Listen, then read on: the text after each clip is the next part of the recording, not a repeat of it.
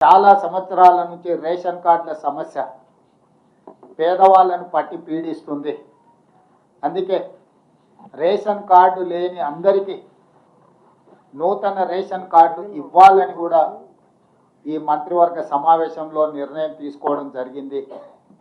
కాబట్టి ఈ అన్ని పథకాలు జనవరి 26, 2025 నుండి ప్రారంభం కాబోతున్నాయి.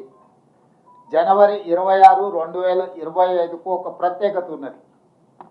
మన రాజ్యాంగం అమలు జరిగి డాక్టర్ బాబాసాహెబ్ అంబేద్కర్ గారు మన రాజ్యాంగాన్ని ప్రసాదించి అమలు చేయబట్టి 75 సంవత్సరాలు పూర్తి చేసుకుంటున్న సందర్భంగా జనవరి 26, 2025 నుంచి పథకాలను అన్నింటిని కూడా అమలు చేయాలి అని చెప్పి మా ప్రభుత్వం నిర్ణయం తీసుకున్నది. అదేవిధంగా వ్యవసాయ యోగ్యం కాని భూములు అంటే రాళ్ళు, రప్పలు, గుట్టలు, రోడ్లలో పోయిన వాటికి లేదా మైనింగ్ చేస్తున్న భూములకు లేదా నాలా కన్వర్షన్, రియల్ ఎస్టేట్ వెంచర్ పరిశ్రమలకు తీసుకున్న భూములు, అదేవిధంగా రైతుల నుంచి ప్రభుత్వం సేకరించిన భూములకు రైతు భరోసా వర్తింపజేయము.